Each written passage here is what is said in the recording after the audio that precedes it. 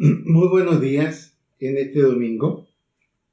Damos gracias a Dios por volver a encontrarnos en este canal para tener la oportunidad de escuchar una palabra acerca de lo que la Biblia nos enseña. En el día de hoy es increíble cuando veo las noticias sobre España, las discusiones que hay en el Congreso español y una defensa tan tremenda que se hace acerca de la mujer. Y hay frases muy parecidas a las que uno escucha en Argentina. Es prácticamente no recuperar los derechos de la mujer, sino más bien un odio hacia el hombre, un odio hacia el machismo, y prácticamente usando frases que dicen muerte al macho, muerte al hombre, arriba las mujeres, en otras palabras, poder femenino. Todas estas reacciones tienen una justa causa. Realmente la historia nos enseña que no ha habido un real reconocimiento de los valores de la mujer. Pareciera que los hombres hemos tomado la preeminencia que nos corresponde, pero ausente de la responsabilidad que la acompaña. Y en este sentido, hay situaciones en la Biblia que nos hacen pensar mucho acerca de el tipo de justicia que encontramos en la Biblia respecto a estas situaciones en que hoy el poder femenino en varios países lucha fuertemente por recuperar derechos fundamentales. La pregunta es esta: se ha luchado bastante y se seguirá luchando bastante, pero ¿podrán realmente alcanzar el reconocimiento de los derechos que ellas buscan? No cabe la menor duda que hay que tener un equilibrio y tratar de encontrar el punto donde los derechos del hombre y los derechos de la mujer se encuentren. En la Biblia vamos a sorprendernos de la defensa tan fuerte que la Biblia hace de los derechos de la mujer, aunque pareciera que no es así. Por ejemplo, en el Antiguo Testamento, imagínense ustedes, estamos hablando de prácticamente en los tiempos de Moisés. Nos encontramos en el capítulo 22 de Deuteronomio unos detalles muy importantes. Incluso principios legales que hoy mismo no los tenemos en nuestra cultura del siglo XXI, no los tenemos, pero aparecen aquí en la Biblia.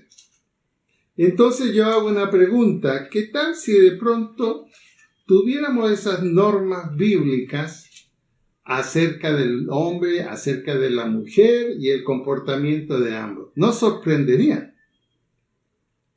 Por ejemplo, en Deuteronomio 22, comenzando del versículo 13, se está hablando acerca de un matrimonio. Y el hombre establece unas quejas acerca de su esposa. Y dice: cuando alguno tomare mujer y después de haberse llegado a ella, la aborreciere, no quisiere seguir con ella, quisiera terminar su matrimonio, y le atribuyere faltas que den que hablar, es decir, conceptos inaceptables en una mujer seria, y dijera: a esta mujer la tomé, me llegué a ella y no la hallé virgen. En esa época era una condición sine qua non la virginidad en la mujer, porque el hombre, cuando se casaba con la mujer, sabía que contaba con eso y además daba una dote a los padres de ella. Era un compromiso muy serio. Pero en este caso tenemos un hombre que está poniendo en duda que la mujer que recibió para casarse, de acuerdo al contrato y al acuerdo, no era virgen.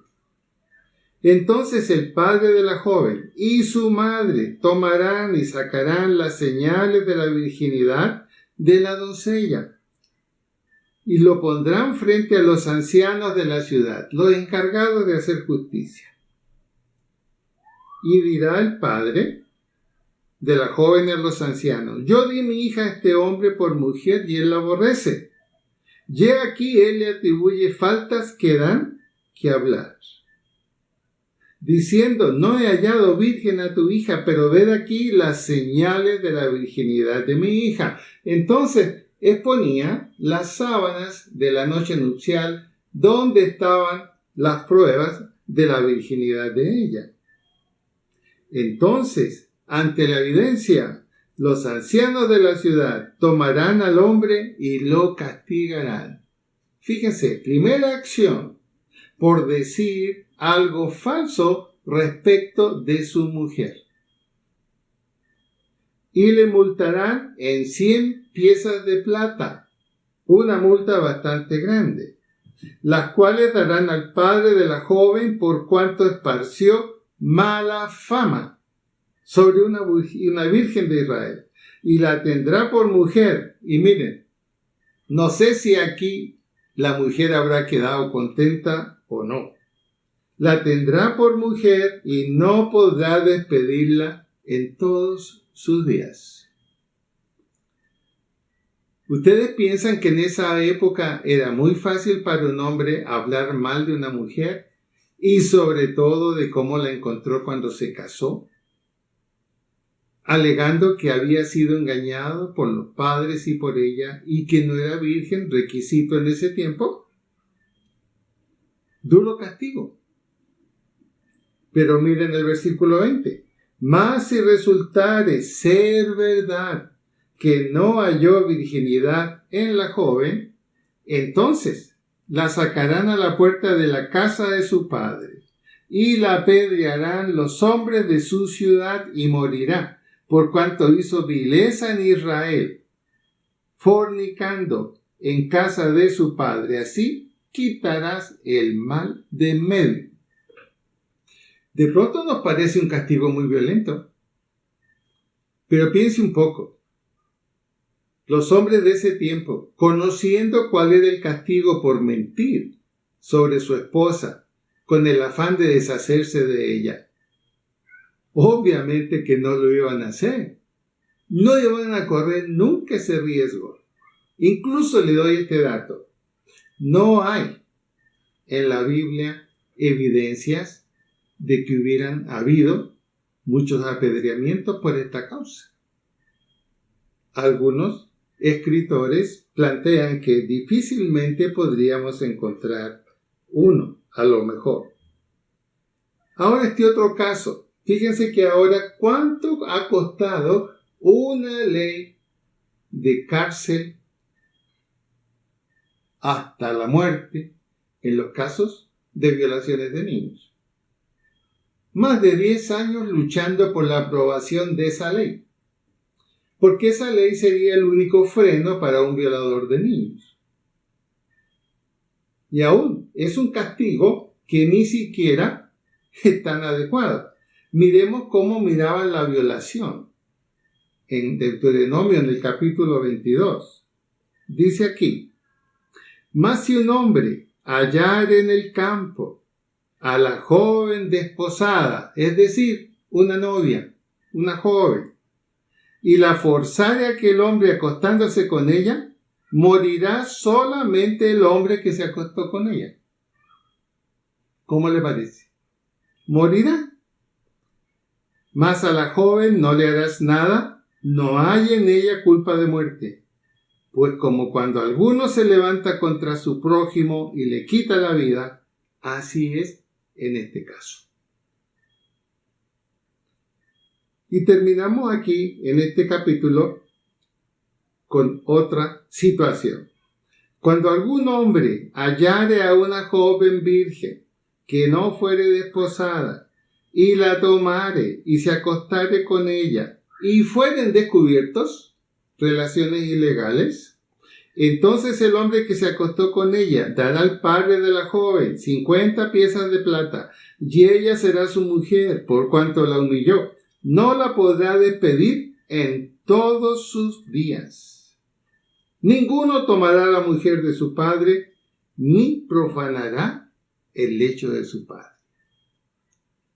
Cuando miramos nosotros estas leyes sobre la moralidad sexual, entendemos por qué razón hubo tanto cuidado en el Antiguo Testamento, tanto en hombres y mujeres, sobre esto. La prostitución sí estaba permitida en Israel. Pero estas leyes de moralidad sexual nos muestran la intención de Dios a través de Moisés de la protección de la mujer. Hoy día no tenemos una protección tan fuerte sobre la mujer y quizás eso sería la razón por la cual las quejas de la mujer acerca de cómo son tratadas no deja de tener mucha razón. En el Nuevo Testamento nosotros encontramos que también hay una defensa muy fuerte sobre la mujer, especialmente en casos como los que estamos hablando, casos que tienen que ver con moralidad sexual. Y nos vamos a encontrar que aún en el Nuevo Testamento, todavía en la cultura judía, la actitud de Jesús no fue defender el machismo ni defender los varones. Cuando tuvo que actuar, lo hizo. Y este es un caso muy interesante que está en el Evangelio de Juan, en el capítulo 8. Y dice: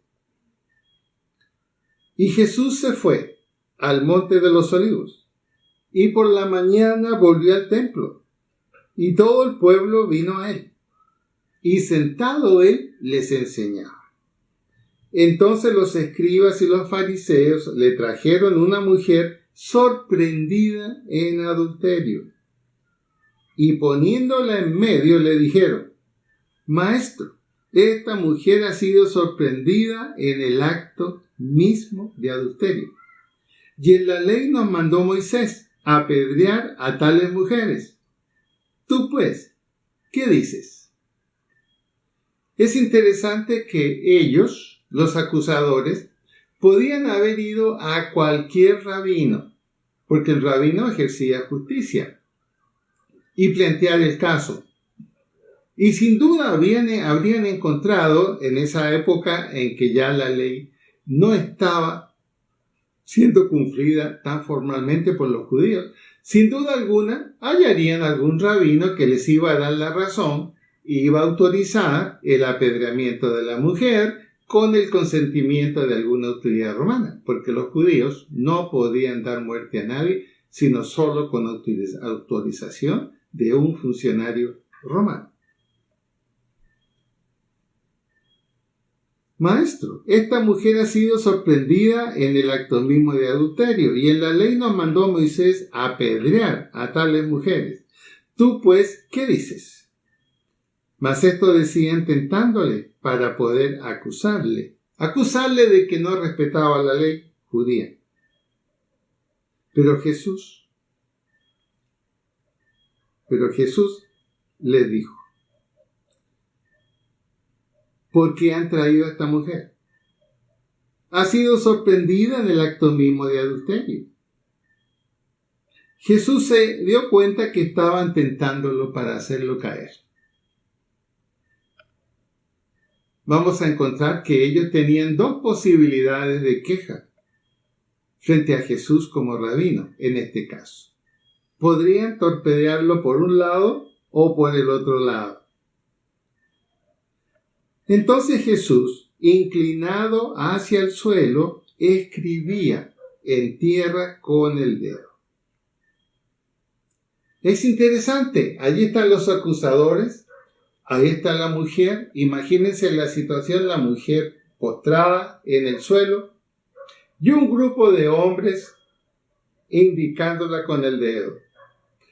Debe morir, debe ser ajusticiada. Así dice la ley. Y le dicen a Jesús, bueno, ¿y tú qué dices? Porque tú eres un rabino, eres un maestro, y tú conoces la ley. ¿Qué debemos hacer? ¿Qué debemos hacer? Ahora, si volvemos nosotros atrás a Éxodo, capítulo 24, versículo 1, nos vamos a encontrar con que existía una ley de adulterio. Posiblemente esta mujer cometió el adulterio debido a los malos tratos que recibía en su casa, no hay duda. La pregunta es, ¿por qué su marido no se divorció de ella? En Deuteronomio 24:1 estaba autorizado el divorcio. Y dice así, que si el hombre encontrara en su mujer que hubiere cometido hechos que den que hablar, y ahí la palabra en el hebreo significa inmoralidad sexual. Así la entendían los rabinos en ese tiempo también. Cosas que den que hablar.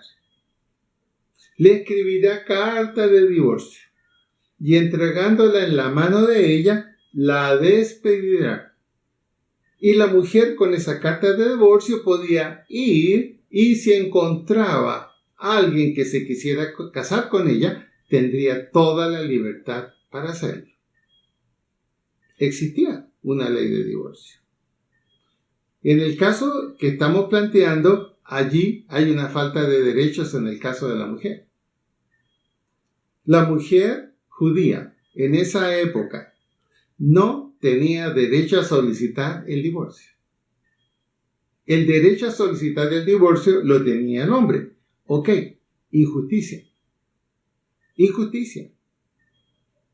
Por eso que Jesús no tomó una decisión apresurada. Comprendió la situación. Entendió a la mujer que estaba en un día o en varios días en que no sabía qué hacer. Con un marido que no la amaba, pero que tampoco tomaba la decisión. Y ella no podía tomarla. Una situación injusta para la mujer. Hoy en día la mujer tiene el derecho a tomar el divorcio, a cortar una situación que realmente le es imposible de soportar. Y aquí es donde vamos a ver la actitud de Jesús. Mas Jesús escribía en el suelo. No los miraba. Y como insistieran en preguntarle, se enderezó y les dijo, el que de vosotros esté sin pecado, sea el primero en arrojar la piedra contra ella. Aquí está el dictamen de Jesús. Un dictamen muy aplicado a la ley judía. La ley judía decía lo siguiente. Los acusadores, una vez gestionado el fallo a favor de la acusación, ellos eran los que tenían que ejecutar la pena. Entonces, Jesús les plantea, estoy de acuerdo, hay que hacerlo. Pero permítame decirles una cosa. El que de vosotros esté sin pecado sea el primero en arrojar la piedra contra ella. Y se hace un silencio. E inclinándose de nuevo hacia el suelo, siguió escribiendo en tierra. ¿Qué es lo que estaba escribiendo Jesús? ¿Qué creen ustedes que estaba escribiendo? Sin duda alguna estaba escribiendo otro acápite de la ley judía sobre la moralidad sexual.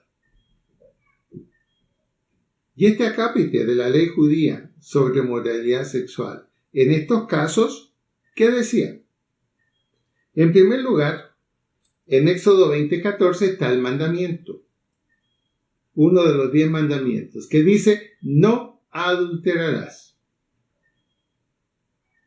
Ese era suficiente para castigar a esta mujer. Jesús no podía oponerse.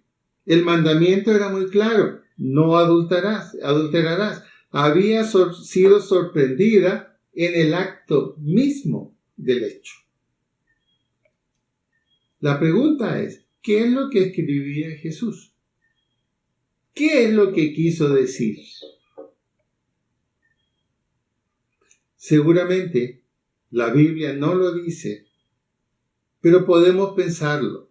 Jesús estaba escribiendo: en vuestra ley dice que en estos casos de un adulterio, tanto el hombre como la mujer, ambos tienen que ser apedreados. Jesús está diciéndoles: señores, ¿dónde está la otra parte del problema? ¿Dónde está el varón? Si esta mujer fue sorprendida en el acto mismo del adulterio, ¿dónde está la otra parte de este problema? Sin duda alguna que tenemos que reconocer el machismo que con el tiempo se desarrolló muy fuerte en el pueblo judío. Las mujeres casi habían perdido los derechos y como no estaban obedeciendo la ley, se habían olvidado de lo que en Génesis se dice acerca del hombre y de la mujer. Es como si Jesús les dijera: acuérdense que el hombre y la mujer, ambos han sido creados a imagen y semejanza de Dios.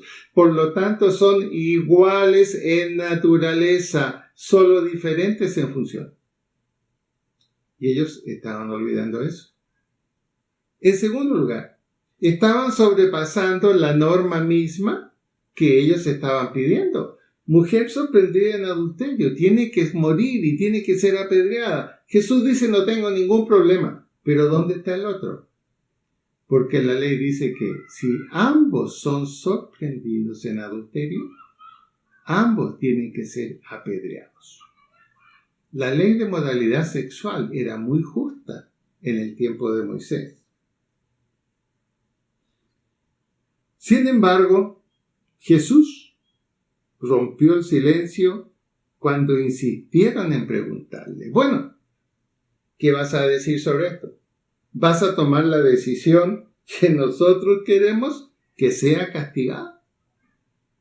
Y Jesús dijo: el que de vosotros esté sin pecado, sea el primero en arrojar la piedra contra ella. Ahora, esta afirmación de Jesús no podríamos entenderla, puesto que Jesús mismo, como el Hijo de Dios, sabía que el hombre era pecador y que el hombre tenía la mancha del pecado desde la caída de Adán. Entonces, decir el que de vosotros esté sin pecado era como un sinsentido. Jesús sabía que eran pecadores y ellos también lo sabían. Pero, ¿qué está diciendo Jesús aquí realmente? Leamos este mismo versículo ahora y pensemos un poquito en el original. El que de vosotros esté sin pecado. Este pecado.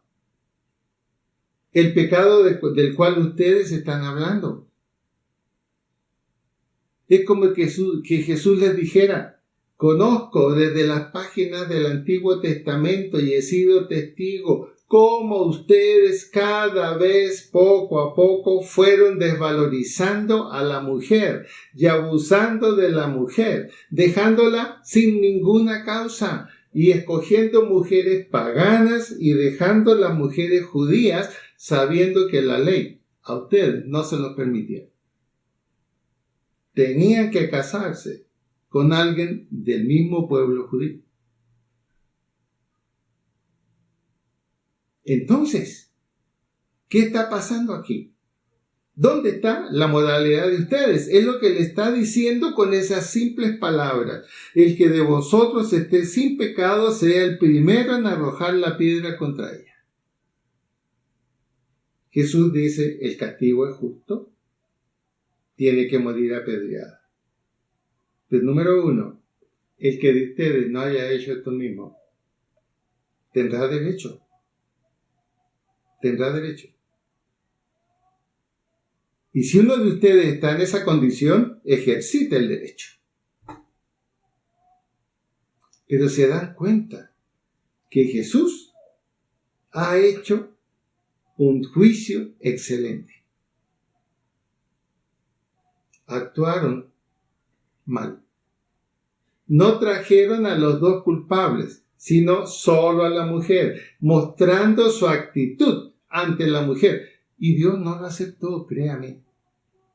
Cuando usted mira el libro de Zacarías, el libro de Malaquías, los dos últimos libros del Antiguo Testamento, allí Dios le reprocha al pueblo judío el cómo estaban tratando a la mujer. Incluso les menciona, si yo miro la mesa de los sacrificios, la mesa de las cosas que me traen, en esa misma mesa vuestras mujeres lloran.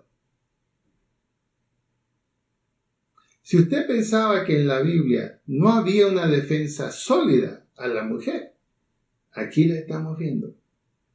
Y Jesús no era feminista.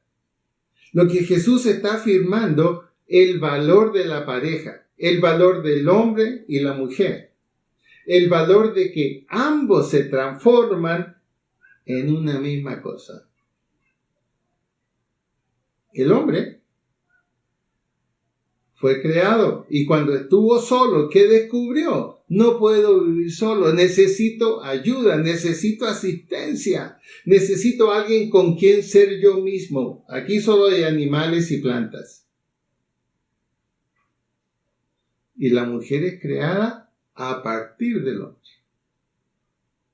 En otras palabras, el hombre fue creado del barro, la mujer más finamente hecha del hombre, de una costilla del hombre.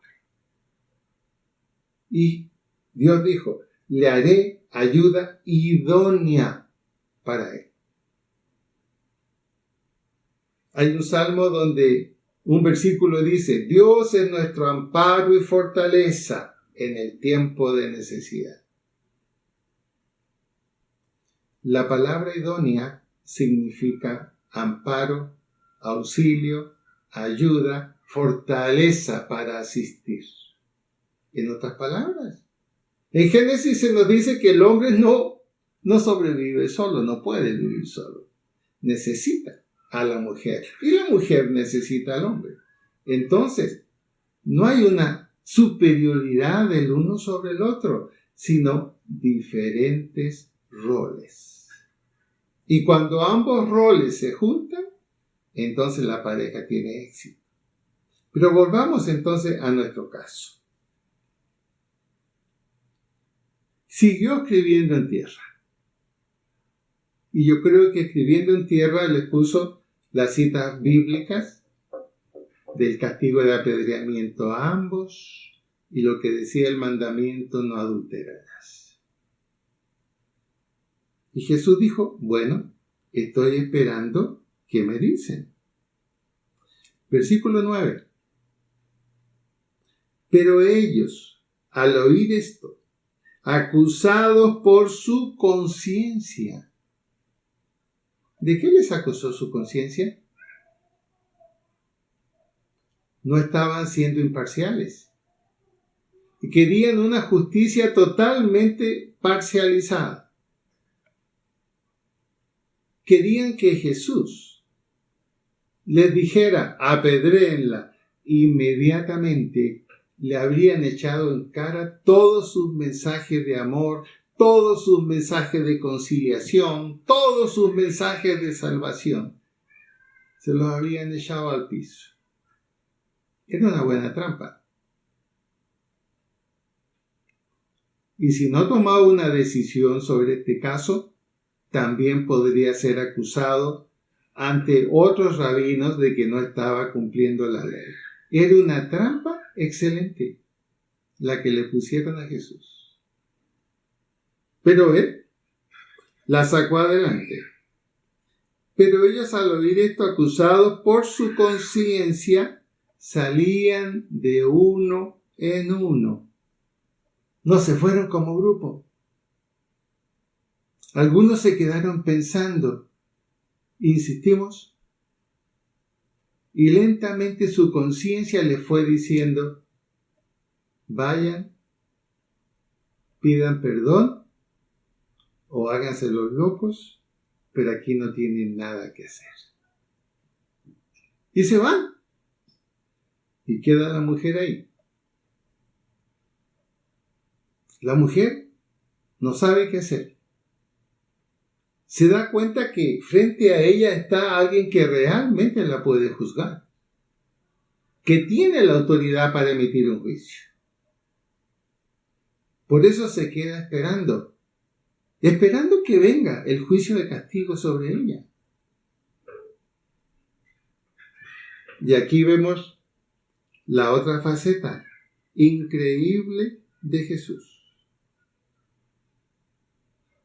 Quedó solo Jesús y la mujer que estaba en medio. Enderezándose Jesús y no viendo a nadie, sino a la mujer, le dijo: Mujer, ¿dónde están los que te acusaban? ¿Ninguno te condenó? Ella dijo: Ninguno, Señor. Entonces Jesús le dijo: Ni yo te condeno, vete y no peques más. Algunos críticos de la Biblia plantean que Jesús aquí no actuó correctamente. Jesús fue plenamente consciente que la acusación era verdadera pero injusta. No habían traído al otro participante del adulterio. Pero la acusación tenía absolutos visos de verdad. Ahora, la pregunta es esta: ¿está Jesús pasando por alto la situación? ¿Está Jesús realmente ablandándose? Los acusadores eran hombres impíos, es decir, incrédulos. No creían en la totalidad de su propia ley, solo usaban la ley para beneficio propio o para defender lo que ellos querían. Veamos la respuesta de Jesús, examinemos la respuesta de Jesús. En la ley judía, en el libro de Deuteronomio, estaba muy claro cómo se manejaban estos asuntos. No era llegar y acusar a alguien. La Biblia dice: no aceptarás acusación contra nadie a menos que hayan uno o dos o más testigos. Bueno, aquí cumplieron, había muchos testigos. El hecho estaba probado. La mujer en ningún momento se arrojó a los pies de Jesús diciendo que no había hecho nada. Y la ley era muy clara al decir que los acusadores eran los encargados de ejecutar la pena. Es interesante cómo estaba diseñada la ley. De alguna manera la conciencia tenía que golpear muy fuerte al acusador cuando le dijeran: Señor, tiene la razón, usted y los que acusaron, vengan, ejecuten la pena. Saquen a esta mujer y la apedrean junto con su marido. ¿Se imaginan que tuviéramos hoy ese tipo de norma? No necesitaríamos largos juicios. Bastaría el peso de la conciencia para que el juez que ve el caso se diera cuenta de la verdad.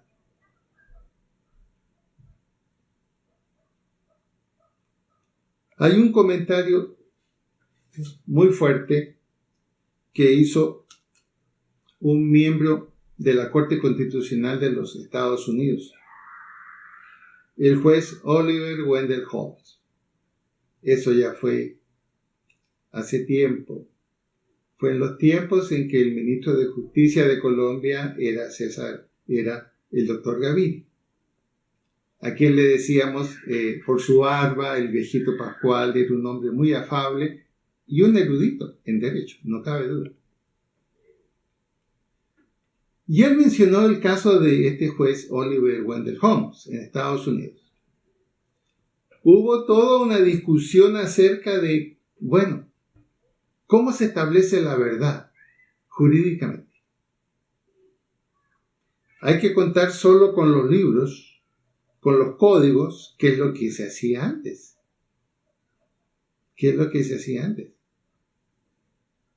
Por lo tanto, antes la justicia era muy exacta a la ley, como está escrito, y sea quien sea. Los judíos le respetaron un poquito también. Y se planteó el caso, bueno, ¿cómo establecer la verdad jurídicamente?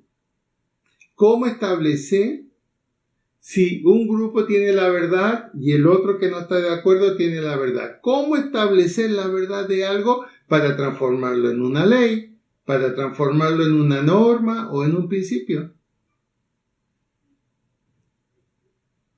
Y este juez cambió prácticamente la metodología jurídica. Y es lo que estamos viviendo hoy en toda la cultura occidental. La verdad la establece la mayoría. ¿Cómo le parece?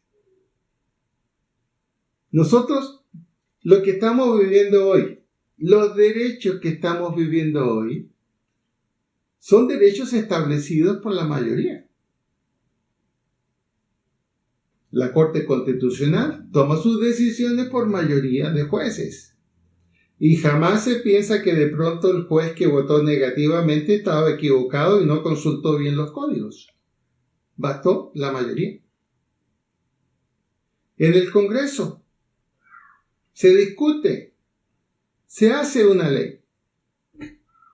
¿Y cómo se aprueba esa ley? No todos los que votan son expertos jurídicos o profesores de derecho de universidades. Gana la mayoría y pierde la minoría. Si tuviéramos nuestras normas jurídicas un poquito parecidas a la de la Biblia, sin duda a lo mejor andaríamos un poquito más derechos. Aquí Jesús actuó de acuerdo con los códigos establecidos. Ahí estaban los acusadores y hicieron la acusación. Jesús no la rechazó. Simplemente planteó una obligación moral. 1. No trajeron al que participó en esto. Número 1. Por lo tanto, encuentro esa falla. Y en segundo lugar, ustedes que eran los acusadores, ¿no quisieron acometer el castigo y el apedreamiento? ¿Renunciaron a ese derecho que estaban pidiendo? En el Código de Ley del Antiguo Testamento, cuando vemos la Torá y principalmente Éxodo y Deuteronomio, equivalía a que los acusadores se desdijeron. Los acusadores reconocieron que la acusación no había sido correcta, que adolecía de fallas jurídicas. Entonces, cuando Jesús habla con esta mujer y le hace la pregunta, ¿dónde están los que te acusaban? Ninguno te condenó. Y Jesús le hace ver, yo en ningún momento te he condenado. Yo no he presentado la acusación. Me han puesto como juez. Y estoy dictaminando como juez. Se cumplió la norma. Los acusadores renunciaron a cometer el castigo. Porque se dieron cuenta que su acusación no era correcta ni completa, que habían falseado los hechos. Jesús actuó como un rabino, ejercitando la ley, tal como estaba escrita, pero no como la vieron los acusadores. Ahora, la mujer está sorprendida. Esperaba una condena de parte de Jesús. Pero aquí es donde vemos cómo se une la ley y la gracia. Igual que en todo el Antiguo y Nuevo Testamento. La ley en el Antiguo Testamento. También había gracia en la ley del Antiguo Testamento. Pero la gracia fue mucho más manifiesta en el Nuevo Testamento. Y ambas cosas son el carácter de Dios. La ley y la gracia.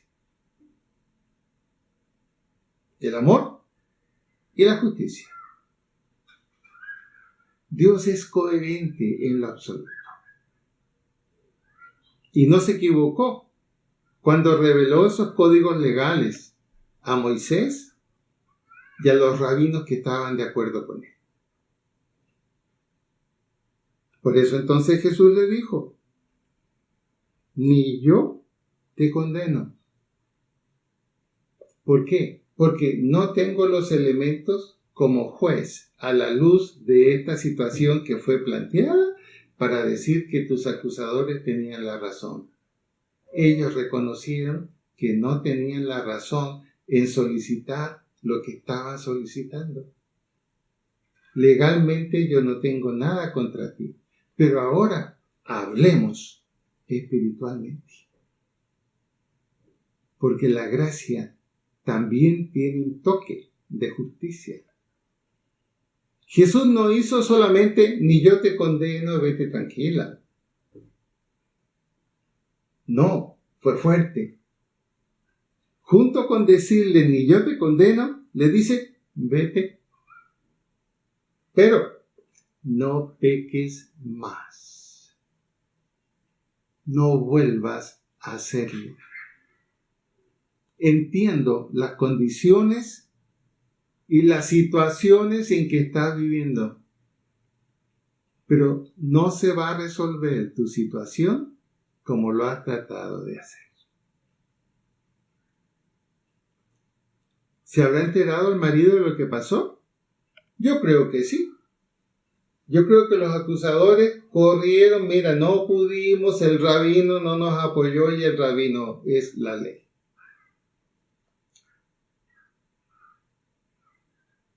Dos cosas pueden haber pasado que no están escritas aquí. Que la gracia de Dios y la justicia que le aplicó a la mujer, sin duda alguna, yo creo que Dios preparó el corazón de ese adúltero que estaba en su casa y que las cosas cambiaron, tanto para él como para su mujer. Porque al decirle Jesús como rabino, vete y no peques más, le estaba diciendo, ve y ponte a cuenta con tu prójimo. Ve y reconoce lo que hiciste. Y seguramente él también lo va a reconocer. Creemos que esa fue la tarea completa que Jesús hizo. No está escrita aquí. Pero al ver el interés de Jesús en defender a esa mujer, defenderle sus derechos legales y legítimos, vemos que también se interesó en la recuperación de esa mujer. ¿Cómo se habrá sentido ella cuando le dijo, tranquila, ni yo te condeno, hija, pero vete a tu casa y no peques más? ¿Creen ustedes que la mujer aprendió la lección? Y que aprendió esa lección más por el amor de Jesús que por las acusaciones. Estoy seguro que mucho del empoderamiento femenino de hoy no habría sido una realidad si los hombres hubiéramos ejercido el debido reconocimiento a la mujer. Reconocer que son nuestra ayuda idónea. Estoy hablando la que se ha casado contigo, la que se ha comprometido a estar contigo, la que públicamente dijo, quiero que mi vida de aquí en adelante esté con este Señor. Entonces mi pregunta es, y pregunto a mis hermanos cristianos, pregunto a mis hermanos pastores, no me da pena decirlo, me ha tocado aconsejar a algunos pastores que ejercen violencia contra su mujer. ¿Qué hubiera pasado si nosotros hubiéramos ejercido lo que la Biblia dice en cuanto al trato del hombre y la mujer?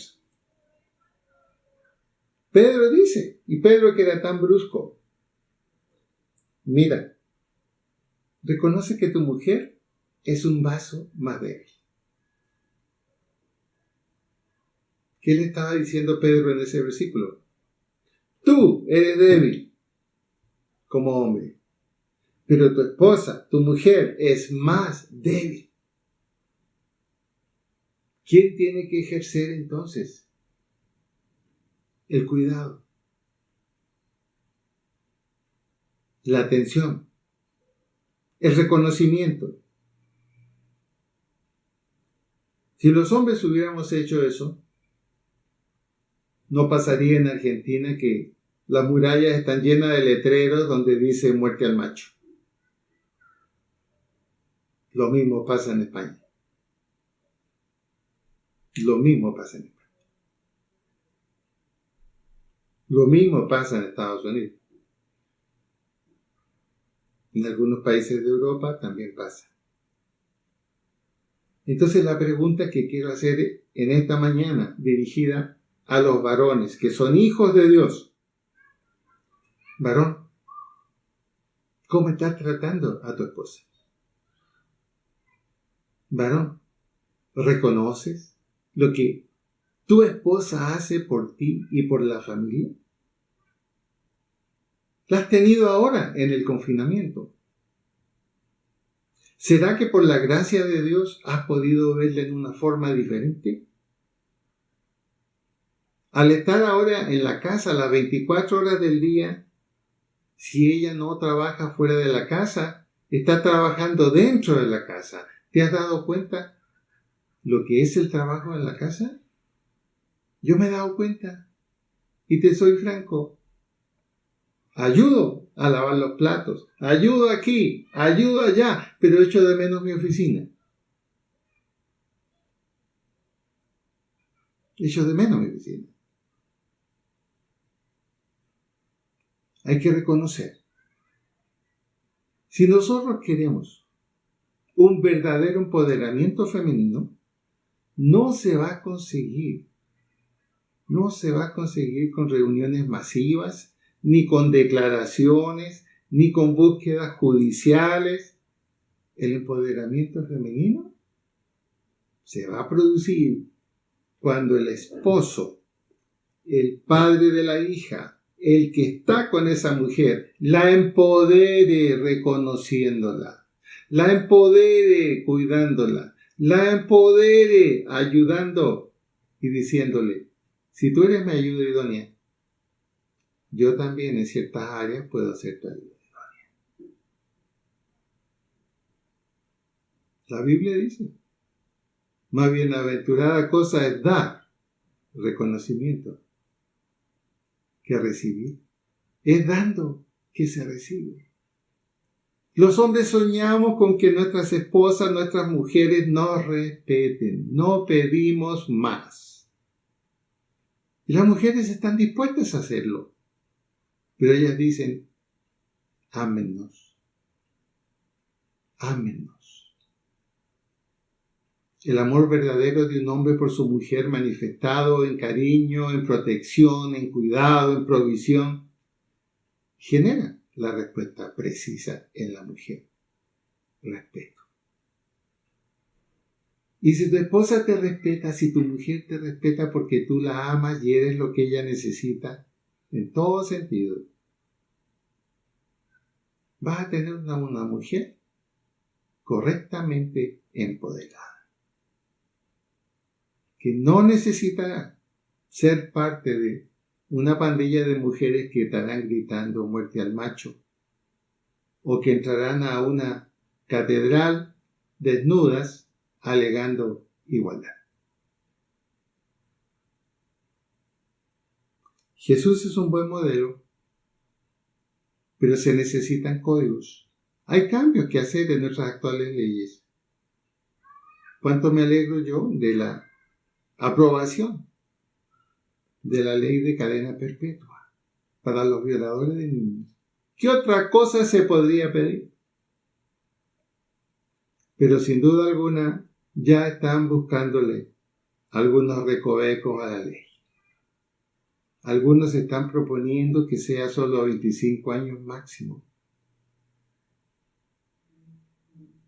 Si eso es así, habrían por lo menos dos pederastas gravísimos violadores de niños que por ley saldrían. Debemos cristianizar la juridicidad. Debemos colocar el sello de la moralidad correcta. No podemos considerar como verdad absoluta lo que la mayoría decide. No podemos funcionar de esa manera. Tenemos que volver a los principios establecidos y aplicarlos. Y en este caso Jesús es un ejemplo. Por eso que en la medida en que una sociedad, un país, comienza a funcionar en la perspectiva bíblico-cristiana, es una sociedad que cambia. Es una sociedad que cambia, donde son valorados el hombre, la mujer, los hijos, la autoridad. Aspiremos a eso. Compartamos de Cristo. Compartamos de la Biblia como la palabra de Dios y veremos cambios tremendos que necesitamos en nuestra sociedad. Los invito a que oremos, y especialmente por las mujeres. Padre bueno, gracias porque en este ejemplo del Nuevo Testamento, en el libro de Juan, vemos la perspectiva tuya, Señor, acerca de la mujer. Ellas te acompañaron junto con los discípulos. La Biblia dice que te servían, que estaban preocupadas de ti, y tú no las rechazaste. Por 3 años caminaste con ellas a tu lado. Las reconociste. Les diste el privilegio de ser las primeras testigos de tu resurrección. Y también estaban allí, en Pentecostés, junto con los apóstoles recibiendo el Espíritu Santo. ¿Qué podemos decir? Se cumple tal cual lo que dice Génesis. El hombre y la mujer, ambos han sido creados a imagen y semejanza de Dios. Son iguales en naturaleza, pero distintos en función para complementarse y ser ayuda idónea el uno del otro. Señor, ayúdanos a caminar en estos principios. Gracias en esta mañana por lo que están viendo esta prédica. Sé tú bendiciéndonos. En el nombre de Jesús. Amén y amén. Y decimos, gloria a Dios.